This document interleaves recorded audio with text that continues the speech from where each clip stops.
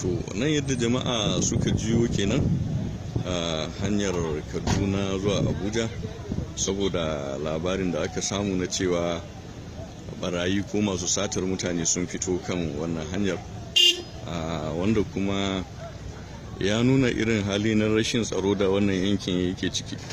To ni dai tun daga tasowar mu daga Kaduna har muka iso wannan waje, wato gaba da garin gadar Malam Mamman, ban ga jami'in tsaro ko guda ɗaya ba.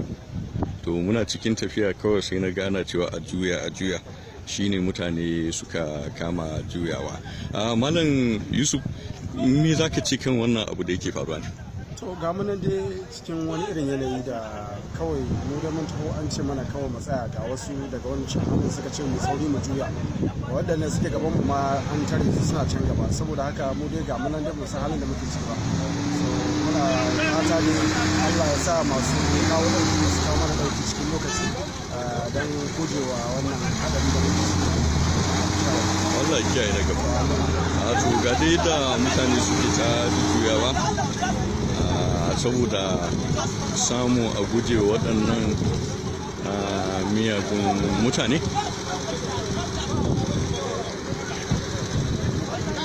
Muna fata Allah ya tsare, Allah ya kiyaye na gaba.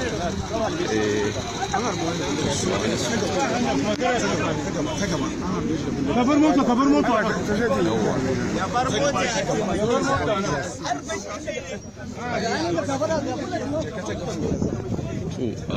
ga ma ɗaya daga motoci wanda wannan al'amari ya shafa, wanda su barayin nan suka harba.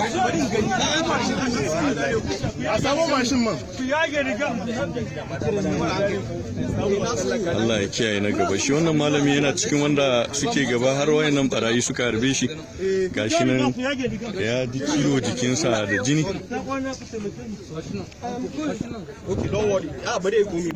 Bare komi ba. Zo mu nan bare mana ba. Don't worry. Nothing will happen to you. Nothing will happen. Kuna mana hanya nan wurin ba. Yanzu ana neman dai akalla ko wani mai mashin ne wanda zai ɗauke shi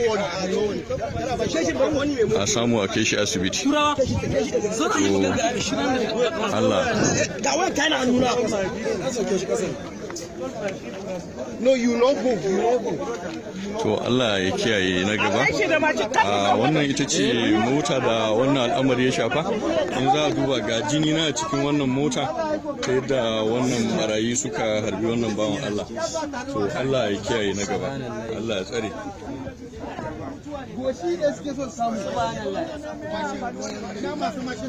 To wannan haka yanayin wannan hanyar ta zama kenan, inda shi wannan malami da aka harba yake fatan za a zo ga ma dai takalmansa ga rigarsa nan, yadda za a samu a ba da dama a tafi da shi asibiti. Wato hanyar ta kulle ne ma, ko da wani abu ake fatan zai iya faruwa sai mutane sun buɗe hanya domin a samu a tafi da shi wannan bawan Allah.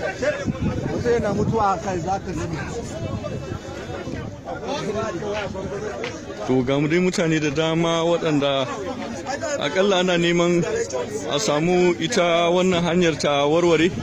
Idan ta samu ta warware sai a ɗau wannan bawan Allah wanda aka harba domin a samu a kai shi asibiti.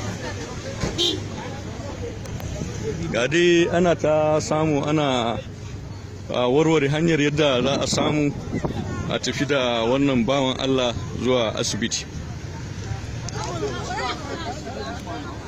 Ga dai shi wannan bawan Allah wanda wannan abun ya shafa.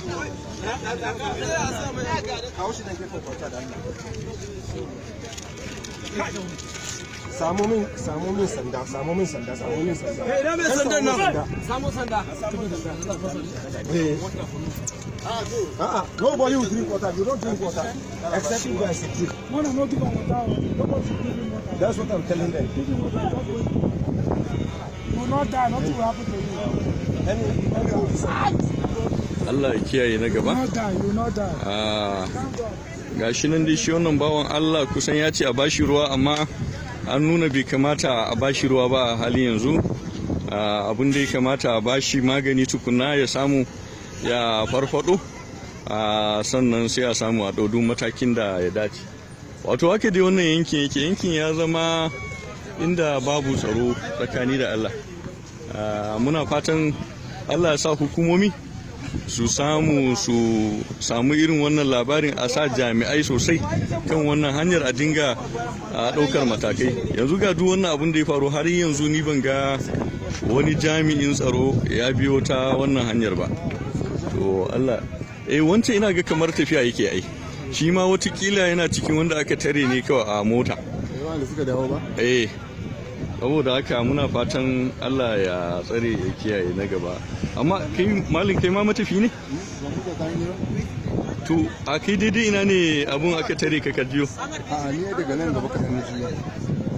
Amma wato me zaka ci kan wannan abu da yake faruwa a kan wannan hanyar ta Abuja zuwa Kaduna? Ina fama da kama dauki. Allah kama da sauƙin abin nan. Jami'an da sun yi karanci a wurin gaskiya. Wato tun wuri hanyar mutane daga zuba zuwa nan. Yau kuma a kullum hanyar mu ce mu je mu dawo. Ko kai direba ne kenan? Me sunanka? Hamisu. A nan zuba kake zuwa ka tsaya? Insha Allah ina tafa ne, amma ni hanya ta ce zuwa nan. Amma kullum ne wannan abun yake faruwa ko kuma akwai rana? Sa'i ne, ba wani jara da abin ya faru, kawai inda mutum ya fada ne kaɗan. Sai dai ka zo ka ana komawa ko ka ga wani ba, amma ba wai kullum bane. Amma su wannan barayin masu satar mutane ne ko su fashi suke? To Allah ya kiyaye. To zan iya cewa ga dai mutane suna ta fatan da za a samu maganin wannan abun ta hanyar kira ga hukumomi da su rika kawowa ɗauki kan wannan al'amari. To gashi wannan bawan Allah an samu an sa shi a mota saboda a wuce da shi a asibiti kenan. Yawa, gashi nan shine a cikin wannan motar, za a wuce da shi. Za a kai shi asibiti. Allah ya tsare kiyaye na gaba.